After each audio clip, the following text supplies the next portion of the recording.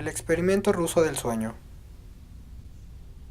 Investigadores rusos a finales de los 40 mantuvieron a 5 personas despiertas por 15 días utilizando un estimulante basado en gas. Los tuvieron encerrados en un ambiente sellado para monitorear cuidadosamente el uso del oxígeno, para que el gas no los matase, debido a las altas concentraciones de gas. Esto fue antes de que existiera el circuito cerrado, por lo que tuvieron que usar micrófonos y ventanas con grosor de 5 pulgadas para monitorearlos. El cuarto estaba lleno de libros, cobijas para dormir, pero ninguna cama, agua corriente, baño y la suficiente cantidad de comida para que los 5 sobrevivieran por un mes. Los sujetos de prueba eran prisioneros políticos declarados enemigos del Estado durante la Segunda Guerra Mundial. Todo estuvo bien por los primeros 5 días. Los sujetos rara vez se quejaban, después de que falsamente se les había prometido su libertad si aceptaban tomar parte de la prueba, y no dormir por 30 días. Sus conversaciones y actividades fueron monitoreadas, y los científicos notaron que conforme pasaba el tiempo, ellos hablaban sobre incidentes traumáticos de su pasado. Después de 5 días, se empezaron a quejar de las circunstancias y eventos que los llevaron a donde estaban, y empezaron a demostrar paranoia severa. Dejaron de hablar entre ellos y comenzaron a murmurar de manera alterna en los micrófonos. De manera extraña, todos parecían creer que podían ganar la confianza de sus captores si traicionaban a sus camaradas. Después de 9 días, el primero de ellos empezó a gritar. En un principio se creyó que esto era un efecto del gas. Corría por todo el cuarto gritando repetidamente por 3 horas seguidas. Después, trató de continuar gritando, pero solo podía dar un grito ocasional. Los científicos postularon que físicamente se había destrozado las cuerdas vocales. La parte más sorprendente de este comportamiento fue cómo sus compañeros reaccionaron a esto. O mejor dicho, cómo no reaccionaron. Continuaban murmurando en los micrófonos hasta que el segundo de los prisioneros empezó a gritar. 2 de los prisioneros que gritaban tomaron los libros y llenaron página tras página de sus propias heces, y de manera calmada los pusieron sobre las ventanas del cuarto. Los gritos cesaron de repente, al igual que los murmullos de los micrófonos. Pasaron otros 3 días. Los investigadores checaban los micrófonos constantemente para asegurarse de que trabajaban, porque creían que era imposible no escuchar sonidos con 5 personas dentro. El consumo de oxígeno indicaba que los 5 debían seguir vivos. De hecho, el consumo de oxígeno era el necesario para 5 personas que hacían ejercicio extenuante. En la mañana del 14º día, los investigadores hicieron algo que no debían hacer para llamar la atención de los prisioneros. Utilizaron el intercom dentro del cuarto esperando provocar respuesta de los prisioneros, pues temían que estuvieran muertos o en estado vegetal. Anunciaron: abriremos el cuarto para probar los micrófonos. Aléjense de las puertas y acuéstense con las manos atrás en el piso o se les disparará. Se le otorgará la libertad a uno de ustedes si obedecen. Para su sorpresa, escucharon solo una frase, con voz calmada: no queremos ser liberados. Hubo gran debate entre los investigadores y fuerzas militares que financiaban el proyecto. Sin poder provocar más respuestas utilizando el intercom, finalmente se decidió abrir el cuarto a la medianoche del día número 15. Se limpió el gas del cuarto y se llenó de aire fresco. Inmediatamente, voces de los micrófonos empezaron a objetar. 3 voces diferentes rogaban por la vida de sus seres queridos que encendieran el gas nuevamente. Se abrió el cuarto para sacar a los prisioneros. Gritaron más fuerte que nunca, al igual que los soldados, cuando vieron lo que había dentro. 4 de los sujetos seguían vivos. Las raciones de los pasados 5 días no habían sido tocadas. Había pedazos de carne de las costillas y de las pantorrillas del sujeto muerto, colocados dentro del drenaje del centro del cuarto bloqueándolo. permitiendo que 4 pulgadas de agua se acumularan en el piso. Los 4 sobrevivientes también tenían pedazos de piel y carne arrancadas de sus cuerpos. La destrucción de tejidos y la exposición de huesos en la punta de sus dedos indicaban que las heridas fueron infligidas por las manos y no con los dientes, como era de suponerse. Al examinarlos, se descubrió que la mayoría de las heridas fueron autoinfligidas en su mayoría. Los órganos detrás de las costillas fueron removidos, mientras que el corazón, los pulmones y el diafragma seguían en su lugar. La piel y la mayoría de los músculos pegados a las costillas fueron arrancados, exponiendo a los pulmones. El tracto digestivo de los 4 sujetos podía verse trabajar, digiriendo comida. Rápidamente se hizo aparente que se estaba digiriendo su propia carne, y que ellos la arrancaron y se la comieron en el transcurso de los días.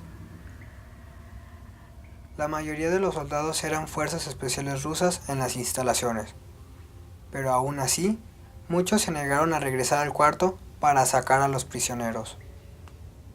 Estos, sin embargo, insistían a gritos que los dejaran dentro y de manera alterna rogaron y demandaron que se encendiera el gas nuevamente, para evitar quedarse dormidos. Para sorpresa de todos, los sujetos pusieron una resistencia feroz durante la extracción.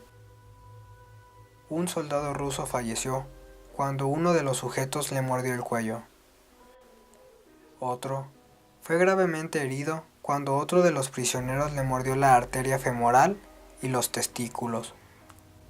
Durante la lucha, uno de los prisioneros dañó su brazo, sangrando de manera casi inmediata. Se intentó sedar al sujeto, pero fue imposible. Se le inyectó más de 10 veces la dosis humana de morfina, y aún así, luchó como animal rodeado, rompiendo las costillas y un brazo de un doctor. Se veía latir su corazón al máximo por 2 minutos completos mientras se desangraba, y continuó gritando por más de 3 minutos, repitiendo la palabra más una y otra vez, cada vez más débil hasta que cayó en silencio. Los 3 sobrevivientes fueron inmovilizados fuertemente y llevados hacia las instalaciones médicas. 2 de ellos, con cuerdas vocales intactas, demandaban continuamente más gas para permanecer despiertos. El más herido de los 3 fue llevado al único cuarto de cirugía que había en las instalaciones. En el proceso de su preparación para colocar nuevamente sus órganos en su lugar, se notó que el sujeto era totalmente inmune a los sedantes. Peleó furiosamente cuando el gas anestésico se le estaba colocando. Se necesitó un poco más de anestesia de lo normal para sedarlo, pero al momento que sus ojos cerraron, su corazón se detuvo. En la autopsia, se encontró que su sangre había 3 veces la cantidad normal de oxígeno. También se rompió 9 huesos en la lucha para no ser controlado. El segundo sobreviviente era el que primero gritó del grupo, con sus cuerdas vocales destruidas. Él no pudo objetar la cirugía, y solo reaccionaba agitando la cabeza violentamente en desacuerdo cuando se le administraba el gas anestésico. Afirmó violentamente con la cabeza cuando alguien sugirió hacer la cirugía sin anestesia, y no reaccionó durante la misma, que duró 6 horas, en la cual se intentó reemplazar sus órganos abdominales y cubrirlos con lo que había quedado de su piel. Una enfermera aterrada que ayudó en la cirugía comentó que la boca del paciente formaba una sonrisa cada vez que sus ojos se encontraban. Cuando la cirugía terminó, el sujeto miró al cirujano y empezó a hacer sonidos fuertemente, como tratando de hablar. Asumiendo que esto era de gran importancia, el cirujano le entregó un papel y una pluma para que el paciente pudiera comunicarse. «Sigue cortando», escribió. Se le hizo la misma cirugía sin anestesia a los otros 2 sujetos. Se les tuvo que inyectar un paralítico, pues ellos reían constantemente, y le era imposible realizar la operación al cirujano. Una vez paralizados, solo podían interactuar con sus ojos. En el momento en el que pudieron hablar nuevamente, exigieron una vez más el gas estimulante. Los investigadores trataron de averiguar por qué se lastimaron de esa forma a sí mismos y por qué querían el gas nuevamente. La única respuesta fue: debo permanecer despierto. Se reforzaron a los 3 sujetos y los devolvieron al cuarto. Para espera de su destino, los 3 investigadores, enfrentando la furia de sus benefactores militares por haber fallado las metas del proyecto, consideraron dar eutanasia a los prisioneros. El comandante vio potencial en el proyecto y en su lugar decidió ver qué pasaría si ponían el gas nuevamente. Los científicos se negaron rotundamente, pero al final tuvieron que aceptar. En preparación para ser sellados nuevamente en el cuarto, fueron conectados a un monitor EEG. Para sorpresa de todos, los 3 dejaron de pelear en el momento que se dieron cuenta que los regresarían al gas. En ese momento era obvio que los 3 estaban haciendo un gran esfuerzo para mantenerse despiertos. Uno de los prisioneros estaba murmurando una canción. El sujeto mudo peleaba con sus ataduras de piel, como si tratara de enfocarse con algo. El último sujeto mantenía su cabeza en la almohada y parpadeaba rápidamente, siendo este el primero al que se le puso el EEG. La mayoría de los investigadores monitoreaban sus ondas cerebrales con sorpresa. Eran normales la mayor parte del tiempo.